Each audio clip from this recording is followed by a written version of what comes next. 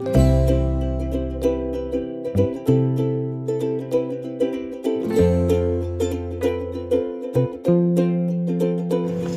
దినంన Proddatur municipal అత్యవసర సమావేశం నిర్వహించినారు chairman గారి అధ్యక్షతన. ఆ రోజు మా కౌన్సిల్ సభ్యులము, మా చైర్మన్ గారు అందరము కలిసి కమిషనర్ గారిని ప్రశ్నించినాం. చైర్మన్ గారి ఫోను 10 రోజుల నుంచి మీరు ఎందుకు లిఫ్ట్ చేయడం లేదు?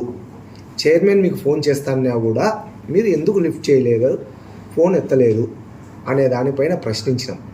ఆయన సెల్లు గవర్నమెంట్ సెల్లు, ఏ అధికారి అయినా ప్రజలు చేసినా ప్రజాప్రతినిధులు చేసినా ఫోన్ ఎత్తాల్సిన బాధ్యత ఉంది. అందులో చైర్మన్ గారు సుప్రీం మున్సిపాలిటీకి, ఈమె ఫోనే కమిషనర్ ఎత్తకపోతే దాన్ని ప్రశ్నించినాం. ప్రశ్నిస్తూ తప్పు చెప్పమన్నాము అంటే కాళ్ళు పట్టుకోమనో, కడుపులు పట్టుకోమనో, చేతులు పట్టుకోమనో అడగలే మా కౌన్సిల్ సభ్యులం మేము. నెక్స్ట్ ఈ పొరపాటు జరగదు, ఇటువంటి పునరావృతం కాదు అని చెప్పమన్నాం. అంతే తప్ప తప్పు అంటే ఇంకొక రకంగా అనుకోవాల్సిన అవసరం లేదు. దాన్ని మన వరదరాజు రెడ్డి గారు ఎమ్మెల్యే గారు తప్పుగా భావించి, రా కమిషనర్ తప్పు చెప్పే ప్రసక్తే లేదు, అది వెళ్ళిపోయినాడు. ఆ తర్వాత మా చైర్మన్ గారు చెప్పినట్టు ఆర్డీ గారికి, సిడిఎంఏ గారికి, కలెక్టర్ గారికి ఫిర్యాదు చేసినారు. మా చైర్మన్ గారు మేము ఇక్కడే ఉన్నాం, మీటింగ్ వాయిదా పడలేదు, జరపాలని. కోరం సభ్యులం 14 మంది కంటే మించి 25 మందిని ఉండాము, నేను వాయిదా వేయలేదు కాబట్టి ఈ మీటింగ్ జరపమని చెప్పింది మా మేడం చైర్మన్ గారు. జరిపేదాన్ని ఆయన వెళ్ళిపోయినా కూడా మేము నైట్ అంతా అక్కడే ఉన్నాం. పొద్దున్నే కలెక్టర్ ఫిర్యాదు అందజేయడం వలన కలెక్టర్ గారు ఆర్డీ గారిని మందలిస్తే, ఆర్డీ గారు కమిషనర్ గారిని మందలిచ్చి, చైర్మన్ అక్కడే కూర్చొని ఉంటే ఎందుకు మీటింగ్ జరపవు, ఆమె వాయిదా వేయలేదు కదా కాబట్టి నువ్వు మీటింగ్ జరపమని చెప్పినారు. మేము ఫిర్యాదులన్నీ చేసినాం వాళ్ళందరికీ, కలెక్టర్ కూడా చేసినాం. కలెక్టర్ కూడా మాకు తిరిగి లెటర్ పెట్టినాడు, వాట్సాప్లోనే చెప్పినాడు, నేను దీనిపైన ఎంక్వైరీ చేసి ఆర్డీ గారికి చెప్పాను అని. మా దగ్గర ఉంది, లెటర్ కూడా ఉంది కలెక్టర్ ఫిర్యాదు చేసినది. కలెక్టర్ తిరిగి రెస్పాండ్ అయినాడు మా చైర్మన్ గారి కంప్లైంట్కు. ఇంకొకటి, ఏది ఏమైనా కమిషనర్ గారు వచ్చి మీటింగ్ జరిపినాడు. మెజార్టీ సభ్యులం 24 మంది విన్నాము, 24 మంది ఆమోదం తెలిపినాము. ఈ ఎగ్జిబిషన్కు కొన్ని నిబంధనలు మార్చినాం. గతంలో డబ్బులు ఎగరగొట్టారు 34 లక్షల రూపాయలు. ఈ తెలుగుదేశం ప్రభుత్వానికి సంబంధించిన ఒక వ్యక్తి 100 రూపాయలు రాబట్టుకొని కూడా డబ్బులు ఎగరగొట్టాడు. దాన్ని బేస్ చేసుకొని మేము నిన్న నిబంధనలు మార్చినాం. ప్రతి రూపాయి కట్టించుకునే తర్వాత గ్రౌండ్ వాళ్ళకి అప్పచెప్పాలా, ఆ విధంగా ముందే అప్పచెప్పితే పూర్తి బాధ్యత కమిషనర్ గారిదే అని నిబంధనలను మార్చి నిన్న టెండర్ ప్రాసెస్కి పోయినాం. దాంట్లో పెద్ద ఆయన గారు ఏం చెప్తారు, ఎమ్మెల్యే గారు, మంగళగిరి నుంచి మేము ఒక లెటర్ తెచ్చినాము, దానివల్ల ఎగ్జిబిషన్ వేలం జరుగుతూ ఉంది అన్నాడు. ఒకసారి మీరు ఆ లెటర్ను తెప్పించుకొని చదవండి పెద్దాయన, ఏముంది దాంతో సారాంశం. ప్రొద్దుటూరు మున్సిపాలిటీ దసరా పండుగ సందర్భంగా 45 రోజుల పాటు ప్రదర్శనను ఎగ్జిబిషన్ నిర్వహించుటకు ప్రభుత్వం అనుమతి ఇచ్చింది. దీని ద్వారా ఆదాయం వస్తుంది. దీనికోసం మున్సిపల్ కౌన్సిల్ ఆమోదం తప్పనిసరి. ఆమోదం లేకోకుండా నువ్వు ఎగ్జిబిషన్ జరపగలుగుతావా? ఏమి లెటర్ వచ్చింది, దాన్ని చదవాలి కదా, నీ బాధ్యత. ఇట్లా తప్పుగా ప్రజలకు విన్నవిస్తే ఎట్లా? లెటర్ వచ్చింది చెప్పినావు, దాంతో చదవాలా. మేము ఆమోదం తెలిపిన తర్వాతనే గెజిట్ పాస్ అయింది. గెజిట్లో ఇదో 11/9/2025 89 గెజిట్ నెంబర్ 11వ తేదీ అంటే మొన్నటి దినమున గెజిట్ వచ్చింది. మేము పాస్ చేసింది 10వ తేదీన.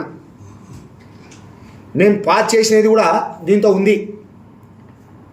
10/9/2025 కౌన్సిల్ తీర్మానం పాస్ అయింది.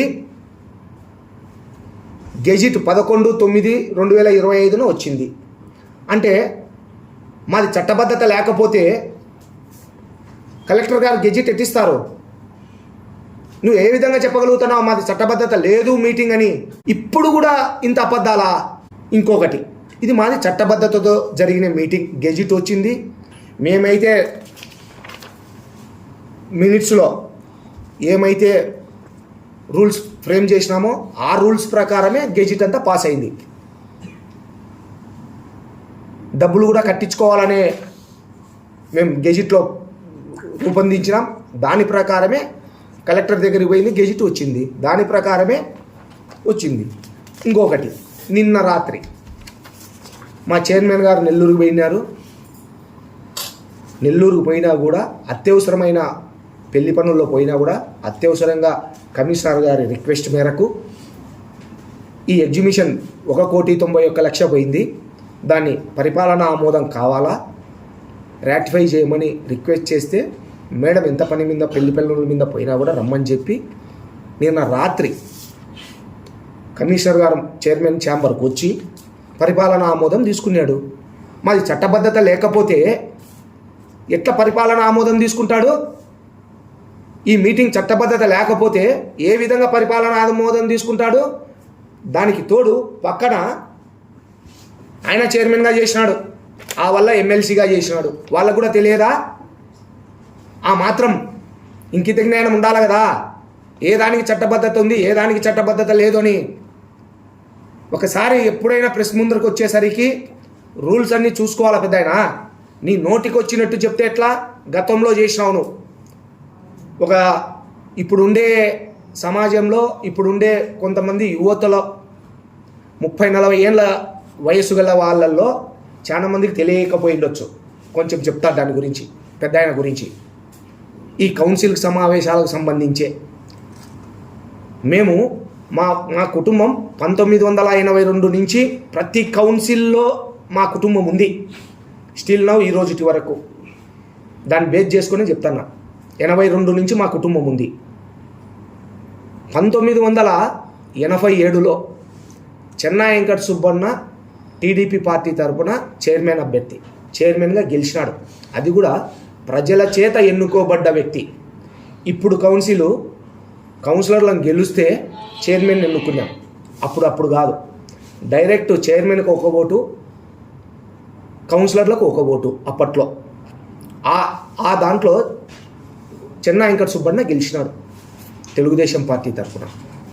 2.5 సంవత్సరానికి అతన్ని 30 తిప్పలు పెట్టి, బీసీ అతను పద్మశాలి కులానికి సంబంధించిన వ్యక్తి, బీసీ, కన్న తిప్పలు పెట్టి 2.5 సంవత్సరానికి రాజీనామా చేయించినాడు.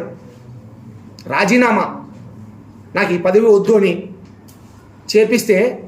చేపించిన తర్వాత దొంతు భాగ్యలక్ష్మిని ఎక్కించినాడు. ఆమెనన్న పరిపాలన సక్రమంగా చేపించినావా నువ్వు? ఆమెను సంవత్సరానికి దింపించినావు, ఆమెతో రాజీనామా చేయించినావు. మళ్ళీ ఆర్ వెంకట సుబ్బయ్యని ఎక్కించినావు. ఆర్ వెంకట సుబ్బయ్య అయిపోయింది టైం అడిగి. ఎవరిని పరిపాలన సక్రమంగా చేపిలే. ఆ తర్వాత కామిశెట్టి సుబ్బారావు చైర్మన్ అయినాడు.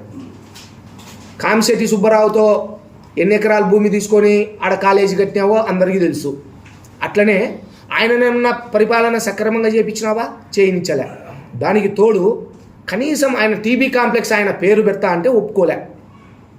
ఇప్పుడు ఉందే విజయ్ కుమారాలు ఎదురుగా టీబీ కాంప్లెక్స్, దానికి కామిశెట్టి సుబ్బారావు అనే పేరుతో కాంప్లెక్స్ పేరు పెట్టేదానికి కూడా నువ్వు ఒప్పుకోలే. ఓర్చుకోదు నీ మనసు, శాశ్వతంగా పేర్లు ఉండేటి నీ మనసు ఒప్పుకోదు. ఆ చైర్మన్ ఏమన్నా సక్రమంగా తెప్పించినావా? లేదు. ఆ తర్వాత పాణ్యం సావిత్రమ్మ, ఆమెను ఏమన్నా సక్రమంగా పరిపాలన చేయించినావా? అది లేదు. ఇంకోసారి 2007లో ఈవి సుధాకర్ రెడ్డి భార్య చైర్మన్గా ఎక్కించినావు.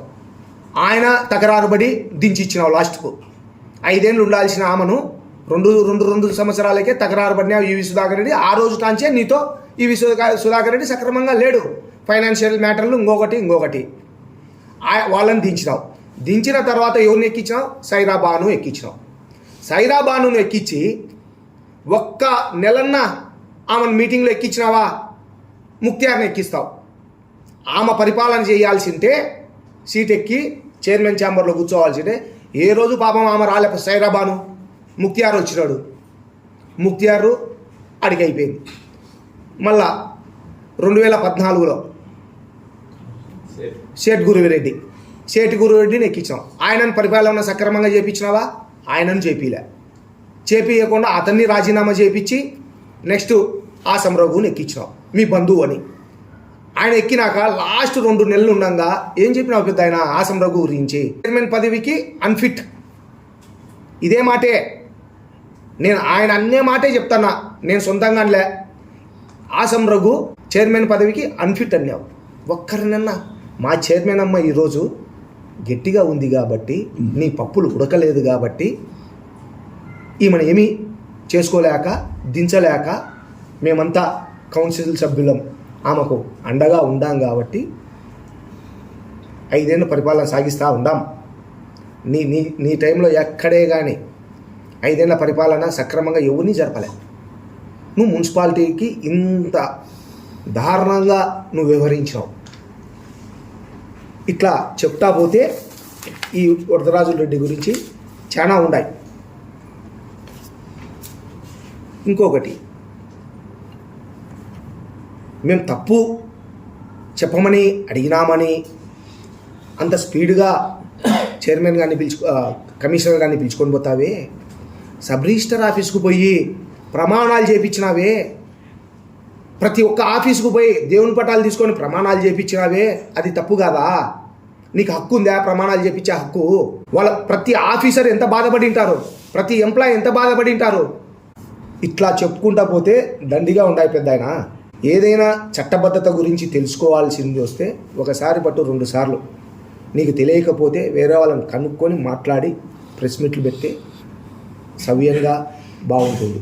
మేమైతే ఈ కౌన్సిల్కు అన్ని విధాలా సహకరిస్తున్నాం కాబట్టి నెక్స్ట్ ఎప్పుడైనా ప్రెస్ మీట్ పెట్టేదానికి ఒక్కసారి ఆలోచన చేయండి పెద్ద ఆయనకు ఒక చిన్న విన్నపం. ఏరియా గురించి నీ ప్రభుత్వాన్ని నిన్ను ఏ విధంగా దుర్భాషలాడుతున్నారో ఒక్కసారి ఆలోచన చేయి. పోయి అక్కడ ప్రజలకు రైతులకు ఏరియా అందేదానికి ప్రయత్నం చేయి పెద్ద ఆయన. ఈ మున్సిపల్ మీటింగులు దీని అన్ని దానికంటే ఇప్పుడు అది జటిలమైన సమస్య, అది చెయ్యి బాగుంటుంది. నా చిన్న విన్నపం పెద్ద ఆయన అది. కమిషనర్ గారు మొన్న మున్సిపల్ మీటింగ్ వరదరాజుల రెడ్డి బయటికి పిలుచుకొని పోయిన తర్వాత మేము ఒక లెటర్ పెడితే కమిషనర్ గారికి మీటింగ్ జరుపుతారండి అని ఆయన తిరిగి ఒక లెటర్ పెట్టాడు 9వ తేదీ. పని వేళలు సాయంత్రం 5కు మున్సిపాలిటీ పని వేళలు అయిపోయింది. ఆయన లెటర్ ద్వారానే కమిషనర్ చైర్మన్కు పెట్టినాడు. ఇదో ఈ అండర్లైన్లో ఉంది. పని వేళలు అయిపోయినాయి, టైం అయిపోయింది, మేము మీటింగ్ నుంచి వెళ్ళిపోయినాము అని. ఆ విధంగా లెటర్ పెట్టిన వ్యక్తి నిన్న రాత్రి చైర్మన్ నెల్లూరులో ఉంటే ఆమెను పిలిపించి 8:30కి సంతకం పెట్టించినాం. నిన్న పని వేళలు కాదా? నువ్వు 8:30కు మున్సిపల్ చైర్మన్ ఛాంబర్కి ఏ విధంగా రాగలిగినావు? ఆ రోజేమో మీటింగ్ జరిపేదానికి వరదరాజుల రెడ్డి మాట విని పని వేళలు అయిపోయినాయి 5 గంటవు. నిన్ననేమో 8:30కు వచ్చినావు. రాత్రి 8:30కు వచ్చింది వాస్తవమా కాదా? ఇక ఫోటోలు నిన్న ఆమోదం తీసుకున్నావా లేదా? పరిపాలన ఆమోదం ఎగ్జిబిషన్కు ఇప్పుడు 1,91,00,000 ఎవరికైతే పాడినారో వాళ్ళకి ఇచ్చేదానికే మా చైర్మన్ గారితో ఆమోదం పొందినావు. అంటే చూడండి కమిషనర్ గారు, ఆ రోజు వరదరాజుల రెడ్డి మాట విని ఈ విధంగా లెటర్ పెట్టినారు. నిన్న లాస్ట్కి ఎక్కడికి రావాల్సింది వచ్చింది? మన పరిస్థితి చైర్మన్ ఛాంబర్కు రావాల్సింది వచ్చింది, పరిపాలన ఆమోదం తీసుకోవాల్సింది వచ్చింది. ఇవన్నీ ప్రజలు ఇదన్నీ కూడా ప్రజలు చూస్తూ ఉన్నారు. ఇదంతా ప్రజలు కూడా గమనిస్తున్నారు. వరదరాజుల రెడ్డి గారు కూడా ఈ విధంగా తెలుసుకోవాల్సినది ఉంది. అట్లనే కమిషనర్ గారు కూడా, అధికారులు కూడా ఏం జరుగుతూ ఉంది అనేది ఈ అధికారులకు కూడా తెలుసు. కమిషనర్ గారు కూడా మరొక్కసారి ఆయనకు విన్నవిస్తున్నాం. ఈ తప్పు నెక్స్ట్ ఇటువంటి జరగకోకుండా చూసుకోవాల్సిన బాధ్యత కమిషనర్ గారి పైన ఉంది అని గుర్తు చేస్తున్నాం.